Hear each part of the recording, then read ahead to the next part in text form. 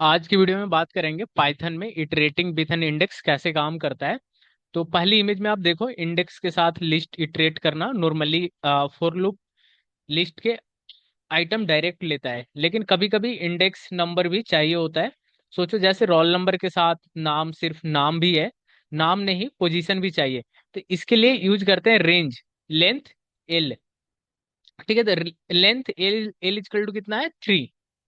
ठीक है, रेंज लिया 3 यानी 0 1 2, है ना। 3 इंडेक्स बनेगा और हर इटरेशन में इंडेक्स आएगा। तो इंडेक्स की वैल्यू निकाल ली और इमेज में आपको दिख रहा होगा कि लिस्ट एल, एल में 3 आइटम है। इंडेक्स 0 पे योगेंद्र है, ठीक है। 1 पे 4 है और 2 पे योगेंद्र है, ठीक है। तो लूप 3 बार चला और हर बार इंडेक्स पे 0 1 2 और इंडेक्स एल इंडेक्स से वैल्यू प्रिंट हुई। तो एल इजकल टू क्या है लिस्ट के अंदर योगेंद्र, फिर उसके बाद 4 है, फिर योगेंद्र है। ठीक है, तो इसको मैं आपको करके दिखाता हूँ। डेली के अंदर मैं आपको प्रिंट करवा के दिखाता हूँ, जिससे आपको पता चलेगा कि किस तरह काम कर रहा है। फाइल पे जाएंगे, न्यू फाइल पे जाएंगे और यहाँ पे एल इजिकल टू एक लिस्ट बनाएंगे और लिस्ट के अंदर फर्स्ट में डालेंगे योगेंद्र, उसके बाद 4, उसके बाद योगेंद्र। ठीक है, अब मैं इसको फोर लूप चलाता हूँ। For loop four item in L print item. ठीक है, अब इसको क्या करेंगे, सेव करेंगे। Control S, iterating loop. अगर कहीं सिंटेक्स एरर रहेगा तो आ जाएगा। यहाँ पे आप देखें कि फर्स्ट में आ गया योगेंद्र, 0 इंडेक्स पे योगेंद्र आ गया, 1 पे 4 आ गया और 2 पे योगेंद्र आ गया, है ना।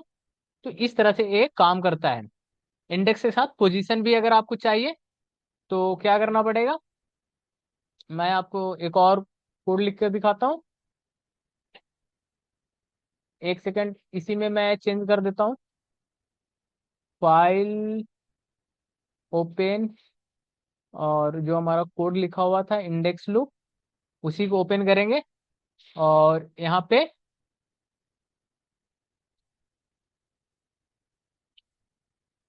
Four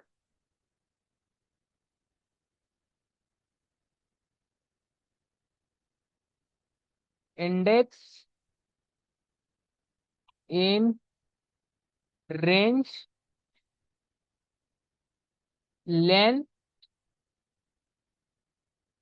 L. ठीक है, प्रिंट कर देंगे, प्रिंट कर देंगे इंडेक्स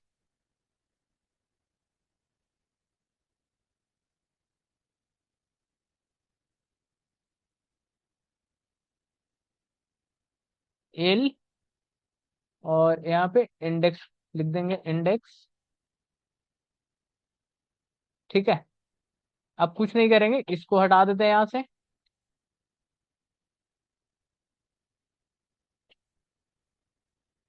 और इसको सेव कर देते हैं और रन कर देते हैं। 0 पे योगेंद्र आ गया, 1 पे 4 आ गया और 2 पे योगेंद्र आ गया। तो इस तरह से इटरेटिंग काम करता है। Understanding break in loop, break कैसे काम करता है लूप के अंदर उसके बारे में बात करेंगे। तो यहाँ पे मैंने आई इक्वल टू 3 आते ही तुरंत हम स्टॉप कर रहे हैं, यानी इमरजेंसी ब्रेक लगा रहे हैं। ठीक है, दूसरी इमेज में आपको, इस इमेज में आपको दिख रहा होगा ब्रेक इमेज में, देखो लूप रेंज 5 से स्टार्ट किया, 4 आई इन रेंज 5। ठीक है, आपको यहाँ पे दिख रहा होगा। ठीक है, 5 है, 5 से शुरू हुआ और आई इजकल टू कितना हो गया, जैसे मान लो कि आई आई इजकल टू 0 हुआ, ठीक है, फिर वन हुआ, फिर टू हुआ। ठीक है, ये नॉर्मल प्रोसेस होते हुए आउटपुट आया आई इक्वल टू थ्री। तो जैसे ही आई इक्वल टू थ्री आया, ठीक है, फिर कंडीशन चेक होते है कि if I equal to three, true कर दो। जैसे ही ट्रू हुआ तो ब्रेक लग जाएगा। ठीक है, ये ब्रेक लग गया है, यहाँ पे देख रहे हो, यहाँ पे ब्रेक लग गया है। ठीक है, तो लूप वहां तुरंत बंद हो जाएगा, आई इक्वल टू फोर कभी आएगा ही नहीं। ठीक है, वो स्किप कर देगा। तो फाइनल आउटपुट सिर्फ आपको zero one two, zero one two आएगा। ठीक है, सोचो जैसे क्रिकेट मैच में रेन आ गई तो मैच बीच में बंद हो गया। ठीक है, बाकी ओवर कभी कभी नहीं खेलेंगे। ठीक है, तो ब्रेक मतलब इमरजेंसी ब्रेक, जो काम बचा वो छोड़ दो। ठीक है, तुरंत निकलो। है ना, अब इसको मैं आईडीएलई के अंदर मैं आपको करके दिखाता हूँ कि किस तरह। न्यू फाइल, और न्यू फाइल के अंदर हम यहाँ पे फोर लूप चलाएंगे। For I in range five if I equal to three, break. क्या कर दो, प्रिंट कर दो, प्रिंट आई। ठीक है, तो आई इक्वल टू थ्री आते ही तुरंत क्या होगा, बंद हो जाएगा। ठीक है, अब इसको मैं सेव कर देता हूँ। कंट्रोल एस से आ जाएगा सेव करने के लिए।